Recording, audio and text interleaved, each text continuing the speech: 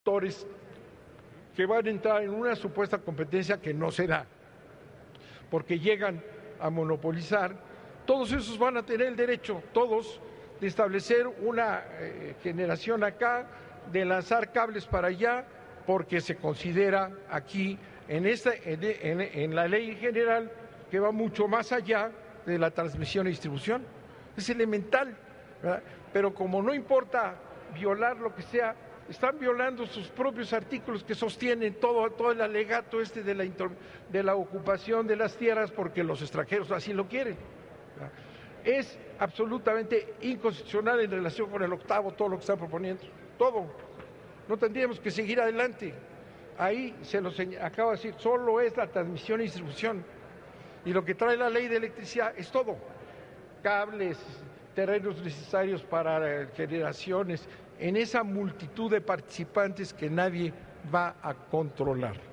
No importa para ustedes violar la Constitución, no les importa violar ni siquiera el fundamento de lo que están discutiendo, es verdaderamente una desgracia lo que está ocurriendo en este país, todo para seguir un compromiso espurio del presidente Peña Nieto con los intereses económicos y políticos de los Estados Unidos de Norteamérica. Muchas gracias, señor presidente. Gracias, senador Bartlett. Tiene el uso de la tribuna la senadora Dolores Padierna Luna, del Grupo Parlamentario del PRD, hasta por 10 minutos para presentar su voto particular.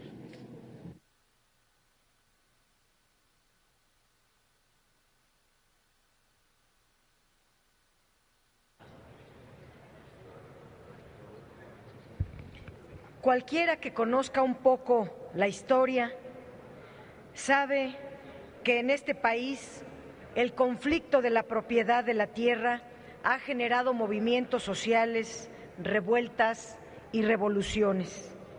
La tierra en nuestras culturas no es un asunto de dinero o de negocio, mucho menos una transacción comercial, como la ven ustedes.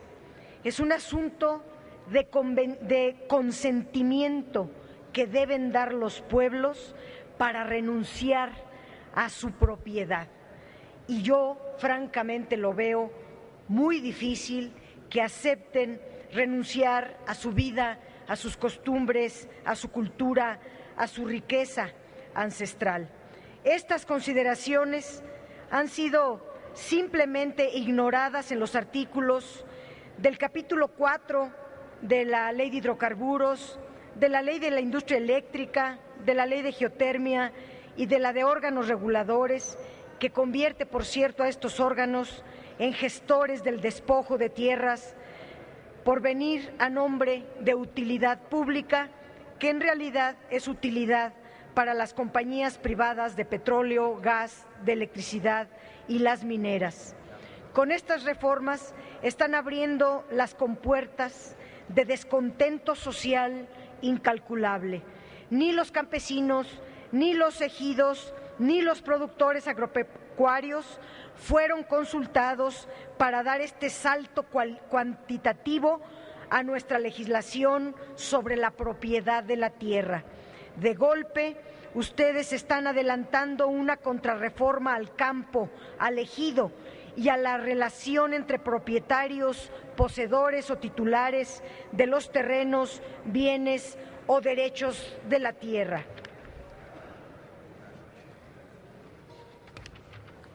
Es decir, además de hacer perder a México su soberanía energética, esta contrarreforma es un tremendo golpe profundo al derecho de propiedad privada, así como al de propiedad agraria y, más grave aún, a la propiedad de las tierras de los pueblos y comunidades indígenas.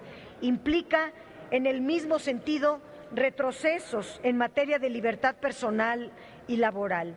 La facultad exclusiva con estas leyes se pierde la facultad exclusiva de la nación para llevar a cabo la explotación del petróleo y de los hidrocarburos. Se eliminó las áreas estratégicas a cargo exclusivo del Estado, al petróleo y a los demás hidrocarburos, pero también a la petroquímica básica y la electricidad. Se establece un sistema de contratismo sin límites en materia energética, a pesar de que el contratismo excesivo es una de las causas de la inmensa pérdida de recursos presupuestales.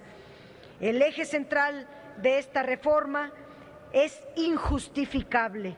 Se propone en decenas de artículos el aumento a la plataforma de extracción de crudo, el aumento en la producción de petróleo en 1 millón de barriles diarios adicionales, sin ninguna regla de reposición de reservas. México produce más petróleo del que necesita, lo vuelvo a señalar. Imponer el aumento de la plataforma de extracción no es una necesidad de México, sino una presión de Estados Unidos para contribuir a su seguridad energética. La producción petrolera será en adelante privada y ya no como hasta ahora, que nos quedamos con el 100% de la renta petrolera para las arcas nacionales. En adelante se compartirá la renta sin que se fijen límites a la apropiación de la renta petrolera por los privados. Se trata de una privatización irresponsable, abusiva, corrupta, discrecional, una verdadera receta para el desastre de México. Todas estas medidas son en perjuicio de nuestra política energética nacional, de la hacienda pública y del desarrollo nacional, y por añadidura una visión extractivista que renuncia a la producción de refinados y de petroquímicos. Este modelo originará el agotamiento acelerado de nuestras pocas reservas probadas de petróleo, suficientes tan solo para 10 años de producción. Estamos frente a una contrarreforma que constituye una ampliación de facto del territorio de Estados Unidos a costa del nuestro, debido, entre otras cosas, a que las transnacionales podrán litigar contra México en tribunales internacionales. La propiedad de los hidrocarburos se traslada a la propiedad privada de bancos y corporaciones petroleras extranjeras aliadas a las inversionistas nacionales, del derecho de explotación de los recursos nacionales, del valor agregado industrial. Esto sucede cuando se permite que los contratos sean usados para operaciones contables y de crédito, y también cuando se les permite utilizar la información obtenida en la exploración, que es información estratégica para la seguridad nacional, y ustedes la ponen con fines comerciales. Las experiencias de otros países que han transitado este camino arrojan resultados desastrosos. Con esta reforma, México se suma a esta lamentable lista de países que transfieren la renta petrolera a las transnacionales en detrimento de su propia riqueza nacional. Las iniciativas simplemente no toman en cuenta el gran daño que las fórmulas establecidas en los contratos han causado a los estados petroleros y nos condenan a una suerte similar. En materia de transparencia y rendición de cuentas, hay lagunas y simulaciones que nos llevarán a perder el escaso control que hasta hoy se tenía. En cambio, el cambio en el artículo 8 de la Cámara de Diputados elimina el concepto de que participen libremente extranjeros con más del 49% de sociedades navieras para brindar servicios en las actividades de exploración y explotación de hidrocarburos, tal como nosotros lo reservamos en el dictamen aquí en el Senado, una reserva que fue rechazada, y ahora que el verdadero legislador, es decir, el Ejecutivo, les mandata, ahora van a votar a favor. En cuanto a la ley minera, no se le movió ni una coma, de modo que además del oro, la plata, el cobre y otros minerales, las empresas que ya exprimían el territorio nacional tendrán por vía expedita la concesión para explorar el gas grisú que se halla en las minas, y podrán ser propietarias de todos los terrenos que abarcan ya el 25% del territorio nacional. La enorme riqueza solo beneficia a unos cuantos, a un puñado de compañías extranjeras y en menor medida a 3 o 4 magnates mexicanos que concentran los beneficios del saqueo minero. Termino diciendo, la aprobación de esta contrarreforma energética, obra de la derecha bicéfala, no es el fin, sino un recomienzo de nuestra lucha. Redoblaremos, ténganlo por seguro, nuestra tarea de recuperar la soberanía económica y energética de México que hoy están ustedes destruyendo. Es cuanto. Gracias, senadora Dolores Padierna Luna. A continuación se le concede el uso de la palabra al senador Zoé Robledo Aburto del Grupo Parlamentario del Partido de la Revolución Democrática para presentar su voto particular. En el uso de la palabra, hasta por 10 minutos, senador. Muchas gracias, senador presidente. Compañeras y compañeros senadores, ya empezamos hoy a escuchar, y seguramente en la discusión en lo general seguiremos escuchando, felicitaciones a los cambios que elaboraron los diputados a este dictamen. Y lo creo así porque así ocurrió en las comisiones. Pero honestamente, habría que revisar bien cuáles fueron esos cambios, cuáles fueron los que parecieran que son avances y, como lo ha señalado el senador Encinas, más bien son disfraces y lo mismo pero escrito de una manera diferente y que al final de cuentas no modifica la esencia del modelo de reforma ni corrige sus deficiencias. Los cambios hechos especialmente en la Ley de Hidrocarburos y la Ley de Industria Eléctrica ratifican los mismos errores sobre el problema social que significará la ocupación territorial. Por una razón muy simple, sigue en la misma lógica de que todo se puede comprar, así lo establece de alguna manera el hecho de que la contraprestación, sea en efectivo, lo cual puede ser algo positivo si esto formara parte de un modelo completo de inclusión de las comunidades y de los poseedores de la tierra. Pero también se le da un valor muy bajo a los valores culturales, al apego a la tierra, a la identidad de las comunidades con su entorno. Y sin duda, me parece a mí que el camino novedoso, el camino innovador, hubiera sido diseñar un modelo en el que la participación comunitaria en los proyectos para la exploración y la extracción de hidrocarburos fuera un factor de éxito, que la participación comunitaria, eso sí hubiera sido diferente, formara parte de los elementos que facilitan el éxito y que garantizan el éxito de un proyecto. Pero esto no es así. Y fíjense cómo es tan importante este tipo de debates y por qué es tan importante que nos aprendamos a escuchar. El senador Chon Orihuela, por ejemplo, en comisiones compartíamos que era un acierto que se hubiera eliminado como una opción de contraprestación el asunto de la contratación. Bueno, lo que pasa es que eso era verdaderamente lastimoso, lastimaba la dignidad de las comunidades al proponer el pago de la ocupación ofreciendo trabajos o haciendo aportaciones insignificantes. Era de verdad una reedición de la famosa encomienda de la época colonial. Ya solo faltaba que incorporáramos la mita, el repartimiento y el trajín en esta iniciativa. ¿Cómo era posible pensar que un costo al que de cualquier manera iban a tener que incurrir los inversionistas, se le pasara la factura como una forma de contraprestación a los poseedores de la tierra? ¿Y por qué digo que es importante escucharnos? Porque cuando lo eliminaron los diputados se hizo una gran celebración, cuando este es un tema que ya había estado discutido en esta tribuna.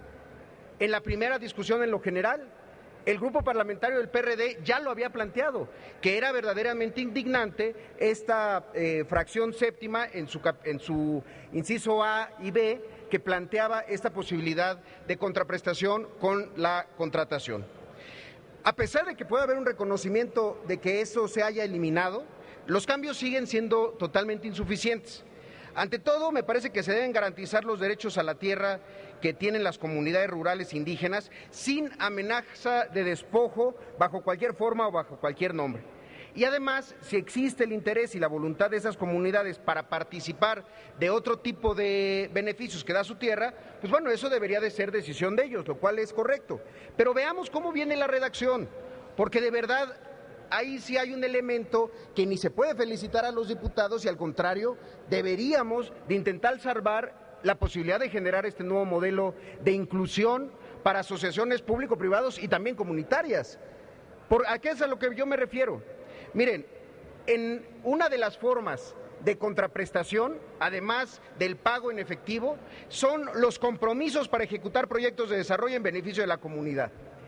Esos proyectos de desarrollo deberían de ser una obligación de todo aquel que quiera hacer una intervención, a todo aquel que vaya a modificar conductas y hábitos de toda una comunidad.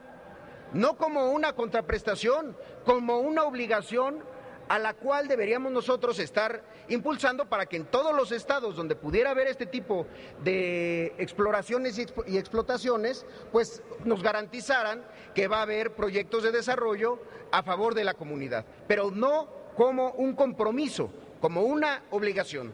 La gente de Chiapas, por ejemplo, de compromisos de esta naturaleza hemos escuchado una y otra vez.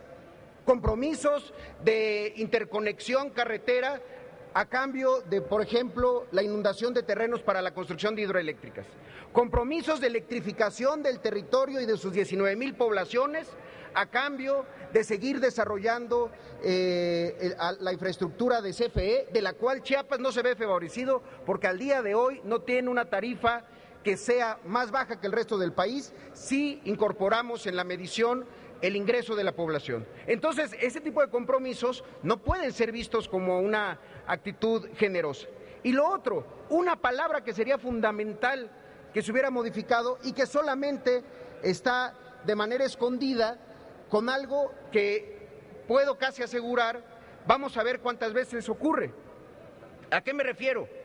Dice al final de ese párrafo, sin perjuicio de las modalidades de contraprestación a que se refiere esta fracción, los asignatarios o contratistas podrán proponer al propietario titular de derecho o miembros de la comunidad o localidad a la que pertenezcan la adquisición de bienes o insumos o los servicios fabricados, suministrados o prestados por dichas personas. Y termina diciendo, cuando ésta sea compatible con el proyecto. O sea, tiene un doble candado. Primero, solamente la discrecionalidad al asignatario de podrá, dice, proponer a los propietarios. Podrá, no dice deberá. Eso cambiaría las condiciones, eso cambiaría el mapa y los equilibrios en las comunidades, porque alguien que recibiera una contraprestación en efectivo podría pensar y podría imaginar invertirla para convertirse incluso en un proveedor del proyecto, pero no, aquí dice podrán. Y segundo, solamente cuando sea compatible con el proyecto. Vamos a ver cuántas veces las empresas, los inversionistas, los asignatarios ofrecen esa posibilidad y cuántas veces dicen que es compatible con el proyecto. Veremos y el tiempo dará la razón a quien así la tenga. Y por último, una última consideración. Y esta tiene que ver con algo que se esperaba que se modificara en diputados y que no ocurrió así. Y esto es que hay que considerar que en adelante, producto de estas disposiciones que están a punto de aprobar sobre ocupación de tierras, es el trabajo que va a implicar para los tribunales agrarios las disputas que se presenten. ¿Por qué razón? Hay que recordar que en 2013 el Tribunal Agrario arrancó con 41,652 casos pendientes y durante todo este año, lo que va de este 2014, ya recibió otros 52,776 casos. Al cierre del año pasado logró concluir 50,122 casos, pero inició 2014 con un rezago de más de 43,000 casos. A esa es a la institución, a esa es a la instancia a la cual le vamos a dar los expedientes y los casos cuando no se logre un arreglo entre los asignatarios y los propietarios de la tierra. ¿Cuándo van a resolverse? Esa es la pregunta. Actualmente el Tribunal Agrario recibe diariamente un promedio de 150 expedientes y arrastran rezagos en la mitad de los asuntos que atienden, y ahora pues decidimos en un diseño institucional de verdad muy deficiente asignarles una carga adicional, ¿por qué no? Y que ellos terminen resolviendo. ¿Cuándo se van a resolver estos casos? ¿Cómo se va a atender esta presión de resolución de conflictos en una entidad que hoy no es eficiente? Los juicios agrarios pueden prolongarse, ustedes lo saben, por décadas muchas veces, debido a los innumerables recursos que las partes tienen derecho a interponer y además a su carácter de derecho social que no otorga igualdad de condiciones a las partes, ya que hay un tratamiento asimétrico respecto a los ejidatarios. Esto seguramente ustedes, como representantes de las entidades, saben que es un tema muy sentido, saben y cuántas veces no han llegado ejidatarios a intentar que sea la vía de un senador de la República o de un diputado quien pueda poner y agilizar o por lo menos intentar gestionar que un asunto que lleva décadas se pueda resolver. Bueno, aquí simplemente les vamos a dar una carga adicional. Por eso, compañeras y compañeros, me parece que estamos dejando de lado el desarrollo comunitario de zonas muy necesitadas y todo solamente para favorecer a inversionistas e intereses particulares.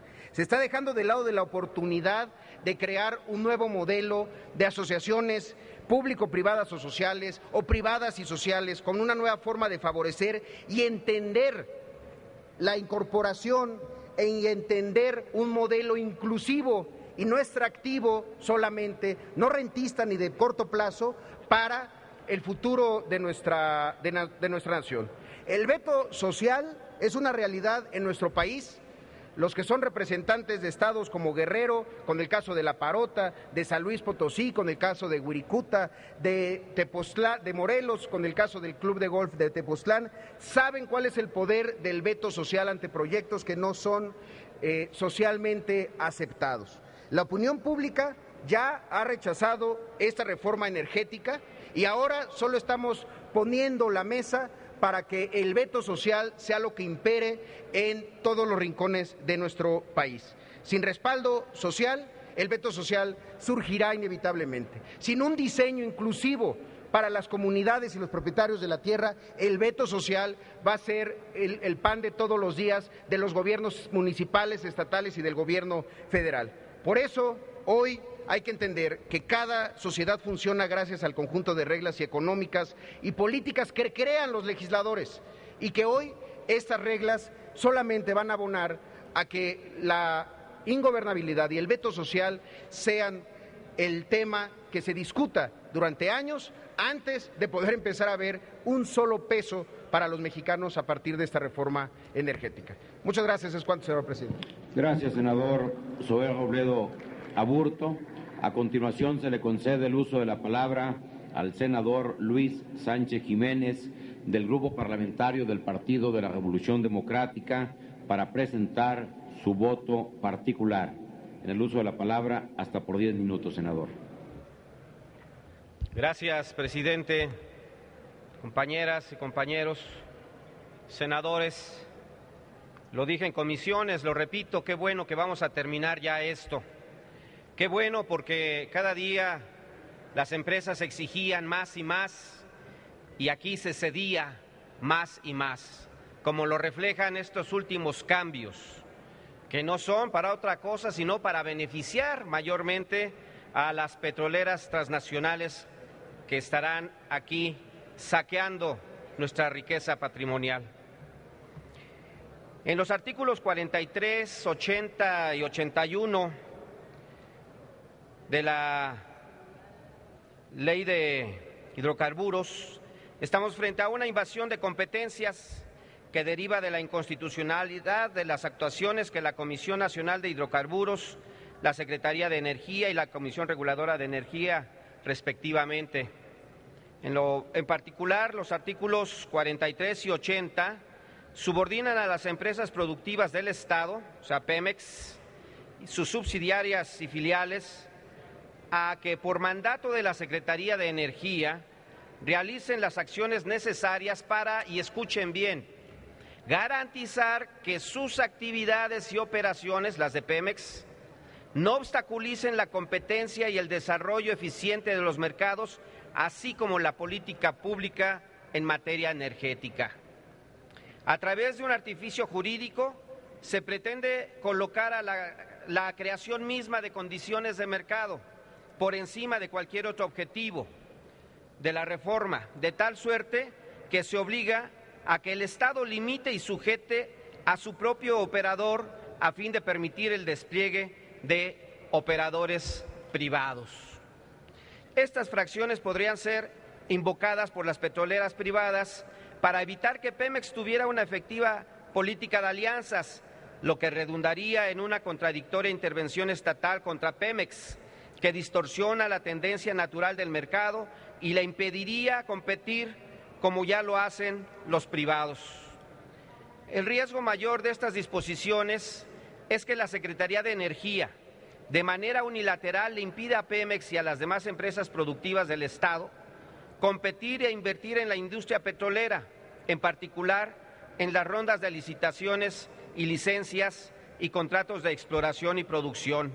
Queda en evidencia que la ronda cero a Pemex se le dejarán muchas menos áreas exploratorias que las que correspondería a sus capacidades. Hay un sesgo institucional violatorio del artículo 28 de nuestra Constitución y discriminatorio contra las empresas productivas del Estado que no se observa en ninguna experiencia internacional precedente. Ningún otro país limita la actuación de sus petroleras y todo lo contrario. Queda manifiesto entonces que Pemex tiene la suficiente capacidad técnica, operativa y financiera como para representar un reto para las operadoras internacionales. De otra manera, no habría necesidad de este tipo de previsiones en la ley, pues no que Pemex no tenía la capacidad, no decían ustedes que no tenía esa capacidad, tan la tiene que por esta vía la limitan. Con estas determinaciones se desnudan las verdaderas pretensiones del PRI, el PAN y el gobierno de Peña Nieto. Contrario a su discurso de que la reforma energética fortalecería a Pemex, la anula en el mediano plazo para dar paso a las transnacionales petroleras. ¿No es esto entreguismo, señoras y señores? En cuanto al artículo 101, fracción quinta, inciso C, que dice que el pago al superficiario sea a cuenta de los ingresos remanentes después de pagar básicamente sus obligaciones de regalías al Fondo Mexicano del Petróleo. La formulación anterior, los pagos que le correspondan al Estado mexicano, incluía impuestos de distinto tipo que el contratista causará e implicaba un pago que afectaría en mayor medida sus utilidades. Con la nueva redacción se asegura que los pagos a los superficiarios y o comunidades, el contratista los pueda interiorizar como costos, esto es, los registra como un costo de producción y seguramente reducirá la masa de ingresos fiscales del Estado. Por supuesto, habrá que establecer que los pagos por ocupación de predios por contratistas y asignatarios deberán ser efectuados de inmediato a través de un contrato ante notario público, donde se establezcan los adelantos a cuenta de la contraprestación que relativamente corresponda una vez que comience la extracción de hidrocarburos y el pago correspondiente por el Fondo Mexicano del Petróleo. Partiendo de que la extracción de hidrocarburos es en un proyecto pueda dilatarse varios años o incluso pueda haber una ocupación especulativa del predio cuando el contratista decida retrasar la extracción, como por ejemplo la caída en los precios del hidrocarburo. En el mismo sentido, se tiene que prever que en los contratos de licencia y producción compartida, el contratista se quedará con el hidrocarburo y se pierde el control sobre el monto efectivo de la enajenación y por ende de los ingresos con que se pague al propietario del predio. Realmente al propietario del predio superficial se le pagará con la renta que corresponde a la nación y por lo tanto quien podría pagar sería el gobierno, el propio gobierno. Quizá esto conviniera más porque protege mejor el interés del propietario. En el segundo párrafo de esta misma fracción se separan los casos de extracción de gas no asociado donde los contratistas tendrán que pagar de 0.5 a no más de 3%, los demás casos pagarán como máximo 2%. No es una lógica vinculada a la magnitud de renta de unos casos y otros, pues en yacimientos de gas asociado crudo la renta es mucho mayor y el pago a los superficiarios podría ser mayor, pero está dirigido a la extracción del gas de lutitas, que de acuerdo a la información existente hasta ahora, los yacimientos mexicanos son de gas seco. El uso de fracking y las perforaciones horizontales son mucho más destructivas que otras tecnologías, por eso se dará un punto más, pero los ingresos de este tipo de superficiarios muy probablemente siempre serán menores en los otros casos considerados y su propiedad será más afectada. Partiendo del esquema aprobado de contratación, el Estado debería tutelar el interés de los superficiarios, no de los contratistas, es decir, se debería poner un límite inferior, como lo dicen, del 2 o el 3%, para dejar abierta la posibilidad de que los superficiarios obtuvieran negociaciones mayores. ¿Por qué no aspirar al 8% que se le daba a los superficiarios allá en 1925? Sobre las modificaciones a la Ley de Petróleos Mexicanos, observamos nuevamente el dogma de la producción en la productividad, de que todo debe aumentar el valor patrimonial. Aquí me detengo un poco para explicar lo que hicieron ustedes en la Cámara de Diputados. Digo ustedes porque son el mismo partido, PAN, PRI, Verde. Cuando dicen que se pagará después de descontados los pagos que deban realizarse al Fondo Mexicano del Petróleo, están diciendo que a los propietarios les pagarán una vez incluso que se extraiga, ya sea el gas o ya sea el petróleo. Hasta entonces, pues nosotros hemos dicho que esto es un despojo, que esto será un despojo. Ese es el discurso que se ha escuchado en los últimos días, en los últimos meses, cuando nosotros decimos que despojarán a los propietarios y ustedes dicen que no, que todo lo contrario. Pues déjenme decirles que aquí, si acaso se les paga, será hasta después de la producción. Estamos hablando de que la fase exploratoria son entre 5 años aproximadamente y la parte de producción es mucho después. Hasta entonces los superficiarios, los propietarios de la tierra, tendrán acaso algún pago. Y bueno, pues si no fuera suficiente esto, les van a cambiar a los propietarios este pago por obra pública. Va a haber una catafixia, entonces no se les dará el dinero como se ha estado mencionando, sino que se les cambiará por una obra para la comunidad. Y ya verán, desde aquí les puedo decir a los propietarios, a los ejidatarios, comuneros, pequeños, medianos propietarios, grandes propietarios, se les va a despojar, digan lo que digan aquí el PRI, el PAN o el Verde. Dice el inciso B del artículo 102 de la ley citada: los proyectos en que se ejerza el gasto de inversión deberá incrementar el valor patrimonial de la empresa. Y esto es otra cuestión que actúa en contra de Pemex.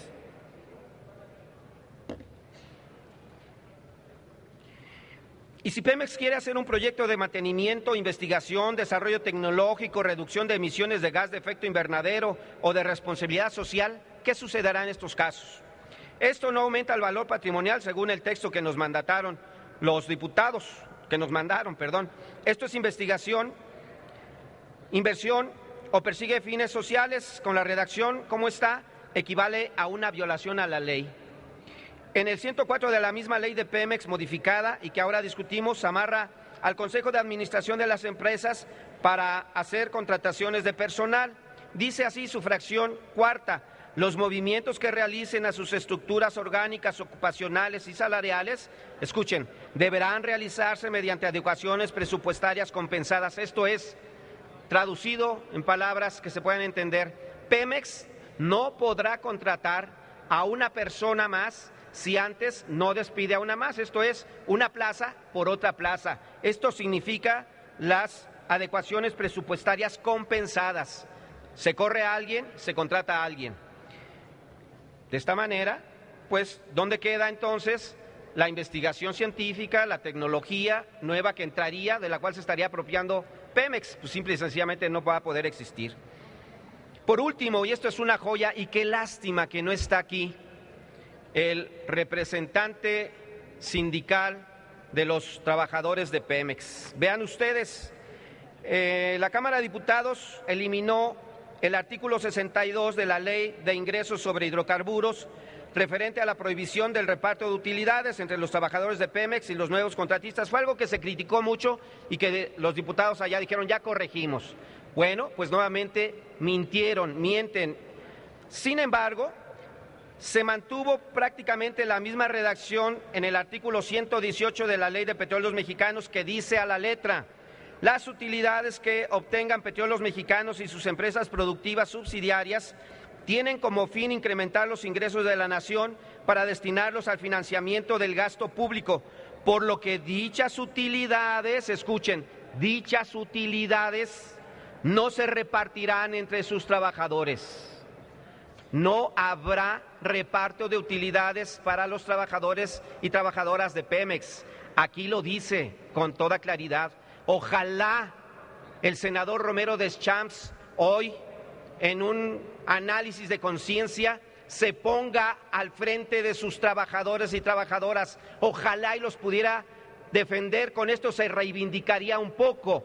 ¿O acaso es verdad lo que se dice, que a cambio de impunidad no los defiende?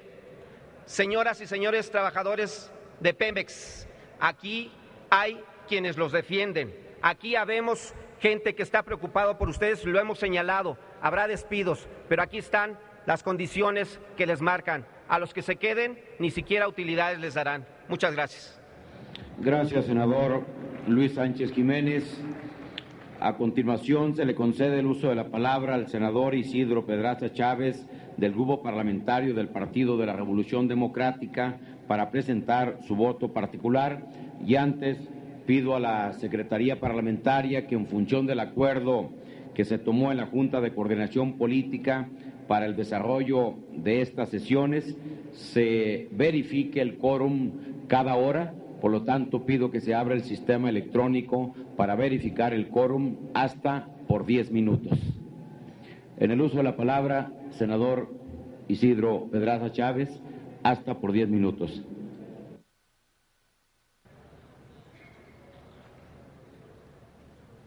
Gracias, presidente.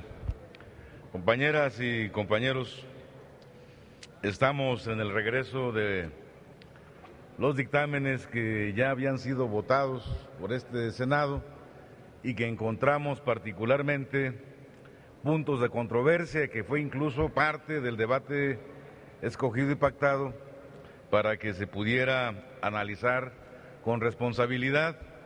Y les decíamos que los artículos que generaban problema estaban en el 101 y 102, particularmente de la Ley de Hidrocarburos, y el 71 de la Ley de la Industria Eléctrica en nuestro país. Y hemos hecho el intento, porque se puede entender más allá de cubrir las formas, de incorporar las redacciones que se pusieron en estos artículos, de entender y ser congruentes en las definiciones que se han hecho. Aquí se dice que uno de los ejes de esta reforma, en síntesis, es el beneficio de la sociedad mexicana. La sociedad más afectada que tenemos, la tenemos en el medio rural. Y esta sociedad no ve en este tipo de acciones y de acuerdos que han pactado el PRI y el PAN que se esté poniendo atención en el tema.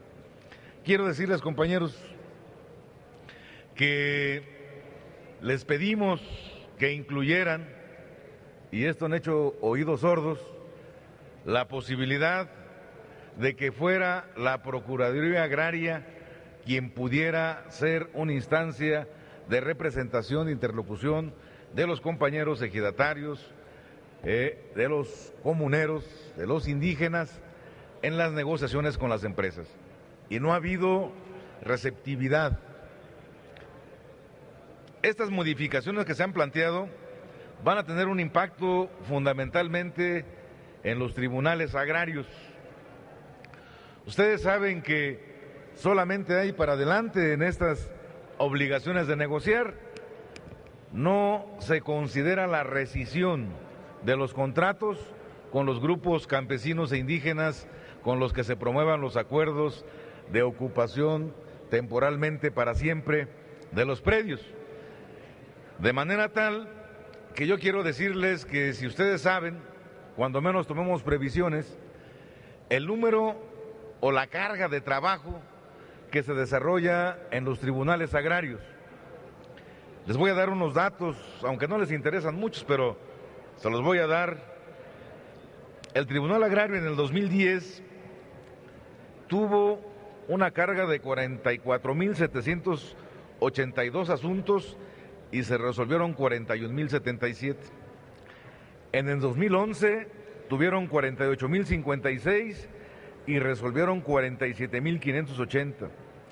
En 2012 recibieron 47.991 y resolvieron 47.268.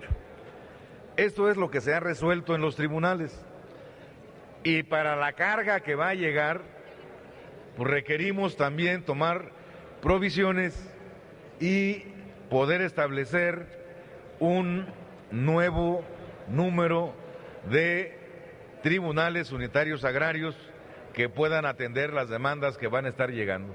Porque van a llegar, porque va a haber asambleas generales de ejidatarios que ustedes saben que se realizan de forma amañada, donde no van a permitir que en realidad se tomen acuerdos equitativos para el reparto de esta propina que tienen considerado ustedes del 0.5 al 2% en el caso del petróleo y 3% en el caso del gas que se encuentra en el subsuelo.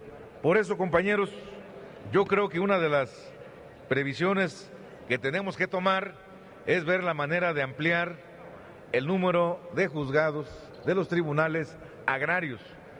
Hubo en el 2008 desaparición de varios tribunales unitarios agrarios y cuando menos deberíamos de aspirar que en cada entidad de la República existiera un tribunal unitario agrario. Yo quiero hablarles de Hidalgo. En Hidalgo teníamos el tribunal en Pachuca y en la Huasteca. Desaparecieron el de la Huasteca y ahora tenemos que ir a litigar los asuntos de la Huasteca al estado de Tamaulipas, en Ciudad Victoria, y muchas veces a Veracruz, a Tuxpan, para poder referir ahí y defender asuntos. Esto va a requerir que acerquemos las instancias de conciliación, de impartición de justicia a los grupos campesinos e indígenas en el país que muy pronto se vayan a tomar. Incluso nosotros hemos considerado que hay que tener claro que en cuanto entre en vigor estas reformas, bueno, no van a entrar en vigor seguramente porque la consulta que vamos a hacer en el 2015 lo va a congelar, pero sin embargo esto en un escenario desfavorable, estos tribunales elevarían su carga a un porcentaje de un 30% mayor a los que actualmente se están atendiendo y se va a requerir tener por lo menos otros 10 tribunales unitarios y eventualmente otra sala del Tribunal Superior Agrario para que puedan atender estas cargas. Esto, compañeros, que para ustedes ahora resta de importancia y con toda un halo de indiferencia estamos aquí reflexionando con ustedes, habla de que tenemos el imperativo de revisar puntualmente de qué manera, ahora que nos regresó la Cámara de Diputados, en este 101 podemos interponer la figura de intermediación de los tribunales agrarios. Les hemos dicho de la forma prepotente como se conducen las empresas a la hora de negociar con los indígenas, con campesinos, con pequeños propietarios, porque los ven desprotegidos y hasta los amenazan. Entonces requerimos tener esa certeza de respaldo. Requerimos que lo hagamos y que hagamos aquí un planteamiento de mejorar la parte de contribución y que la dividamos en dos partes.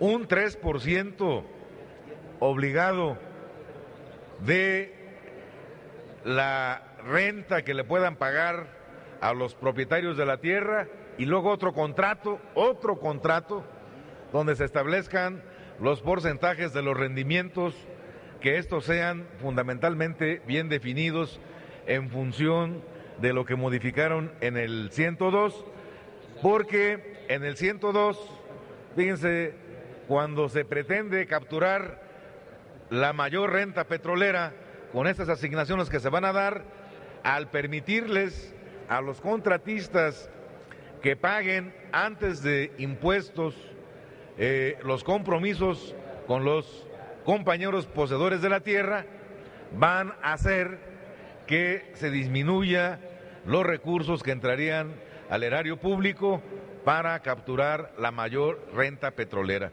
Este es un tema que debe de interesarles, y yo quisiera saber y ver si efectivamente hay una preocupación por este sector de los más indefensos de nuestro país.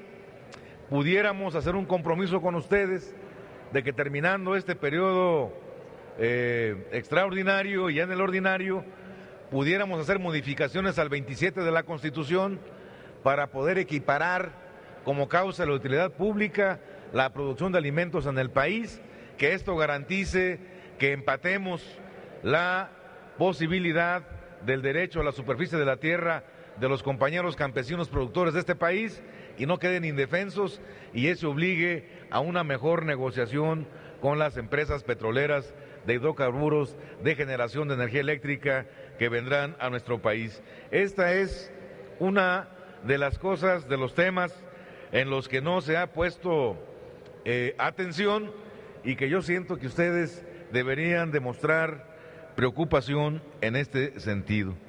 Por eso, en el conjunto de este dictamen que se estaba estableciendo, hablan de testigos sociales, y compañeros, habría que hacer el esfuerzo de reformar la ley que creó el acuerdo, porque se establecen los lineamientos que regulan la participación de los testigos sociales, que fue publicado el 16 de diciembre de 2004, para que se le pueda dar mayor relevancia al papel de los testigos sociales. Cabrón, yo me digo que en 6 minutos. De tal manera que tienen información restringida. Voy a hacerlo muy rápido. El testimonio de un testigo social no tiene ninguna repercusión jurídica. La opinión del testigo social tendrá efectos jurídicos sobre las contrataciones, pero solamente los servidores públicos podrán llevarlas a cabo. Pueden participar en la formación y revisión previa de las bases de licitación, ahí sí tienen esa posibilidad, pueden realizar propuestas, pero cuando dan su opinión, esta carece de legalidad.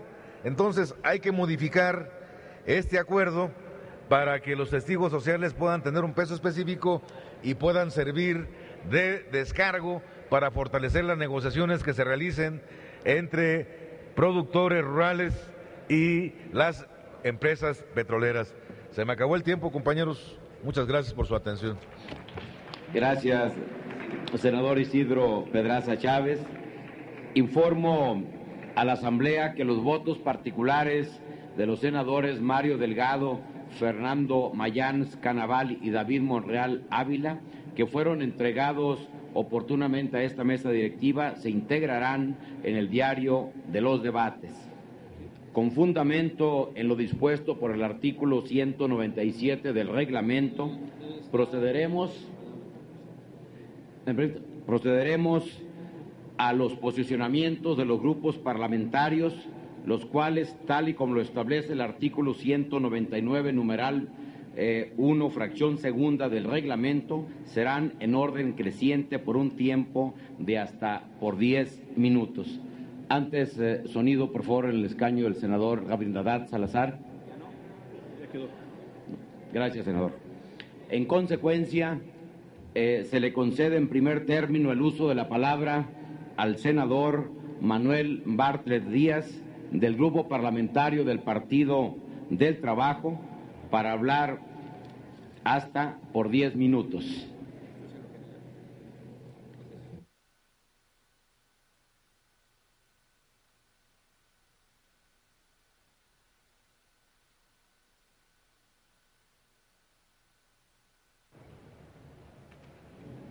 Gracias, senador. Reitero, este es el posicionamiento de los grupos parlamentarios y decíamos, se le concede en primer término el uso de la palabra al senador Manuel Bartlett.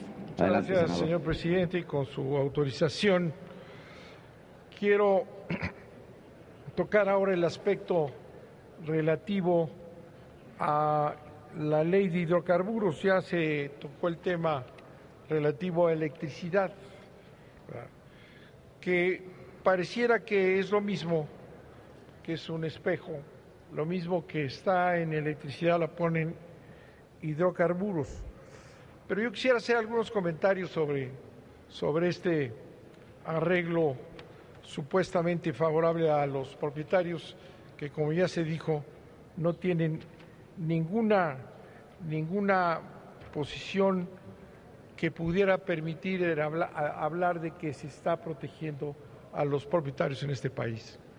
Todo lo contrario.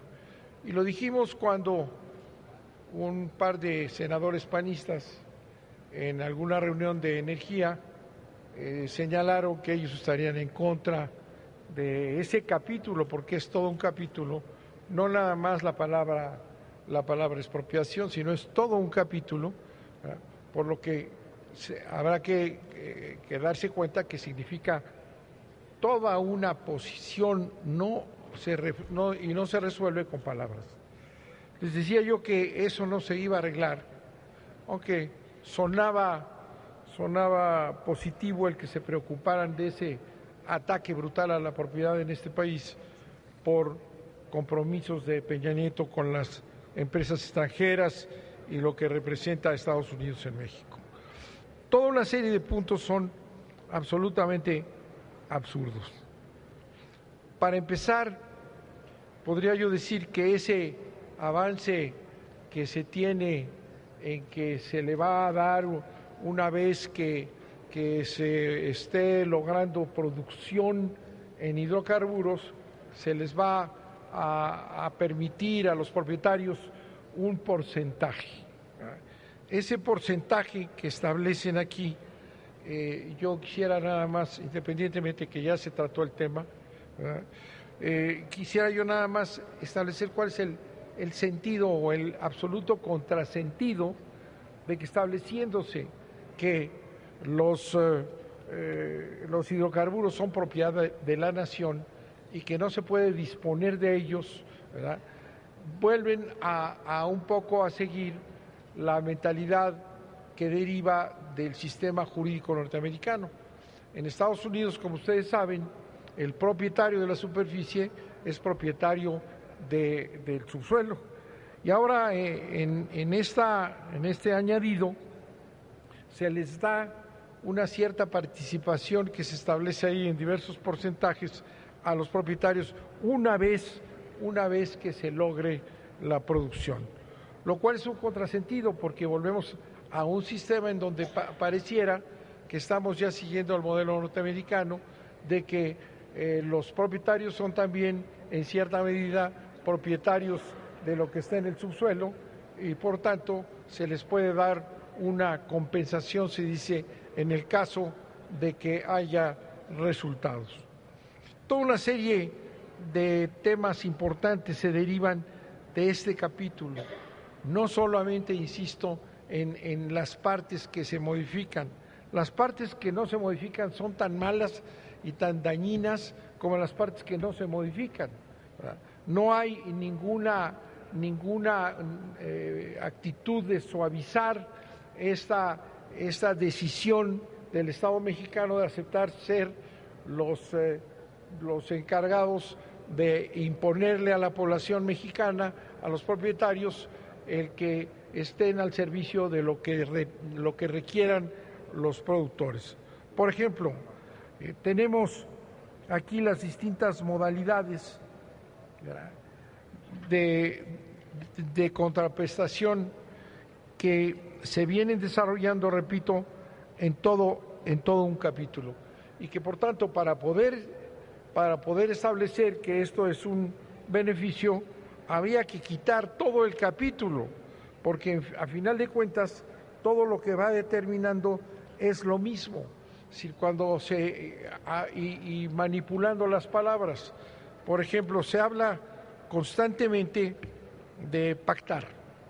Cuando los propietarios pacten con las empresas contratistas, el pacto con ellos como si hubiera una equidistancia o una posición de igual peso entre los empresarios transnacionales y las empresas de este tamaño y los particulares a los que van a ir a convencer de cederle su propiedad en el uso, el disfrute e incluso, aun cuando digan que han quitado el concepto de expropiación, no está quitado.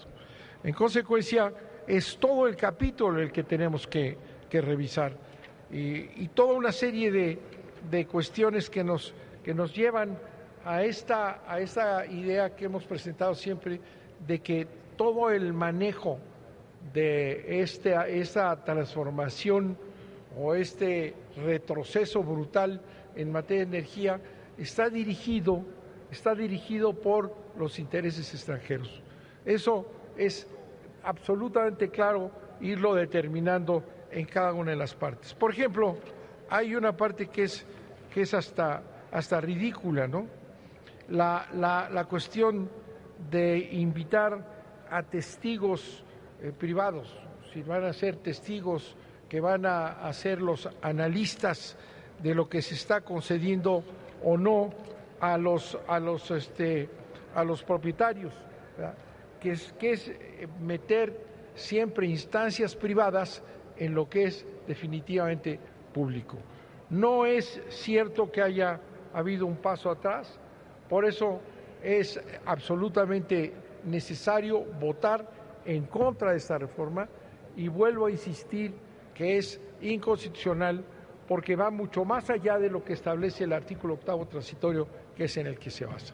Por lo tanto, insistimos, no es posible aceptar esta introducción de nuevas modalidades con conceptos diferentes, con disfraces a lo que se persigue, sino entrar al fondo de la cuestión, que es, sin duda alguna, una reforma en todas sus partes que va en contra de los intereses de los mexicanos a favor de los intereses extranjeros. Muchas gracias, señor presidente.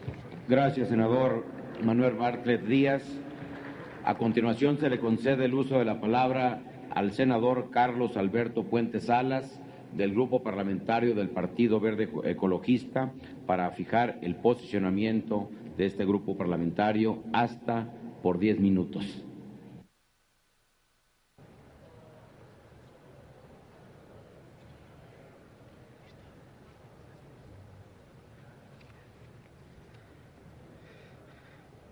Muchas gracias, presidente. Con su venia, compañeras y compañeros, con la aprobación de estos dictámenes, los senadores del Partido Verde cumplimos con el mandato de nuestros electores. Es para mí un honor venir a posicionar a nombre de mi partido. Plenamente convencidos, acompañamos al presidente de la República, Enrique Peña Nieto, en su determinación para enfrentar los retos más urgentes, esos retos que por décadas han agobiado a nuestro país. El energético ha significado el mayor de estos desafíos. Enfrentamos problemas conocidos por todas y por todos y que han sido ampliamente ya diagnosticados. Problemas que significan desde hace décadas cuellos de botella para el crecimiento de nuestro país. Por mencionar algunos, podemos hablar del declive de las reservas energéticas, de la alta dependencia de importaciones de gasolina, del desabasto de gas, de las altas tarifas eléctricas, así como de gasoductos obsoletos. Solo rompiendo paradigmas contaremos con energía suficiente, de calidad y a precios competitivos. El Partido Verde reconoce que la única manera de convertir nuestros recursos prospectivos en reservas probadas, incrementar la producción de crudo y gas, mejorar la capacidad operativa de Petróleos Mexicanos y Comisión Federal de Electricidad, reducir nuestra dependencia externa y fomentar una mayor participación de los particulares en la cadena de valor de los hidrocarburos. Es apoyando la reforma energética presentada por el presidente de la República, Enrique Peña Nieto, a este Congreso de la Unión. Comprometidos a cumplir la exigencia social, nos manifestamos a favor de modificar el modelo eléctrico y el modelo petrolero. Solo así se logrará la disminución de las tarifas de luz y gas. No es posible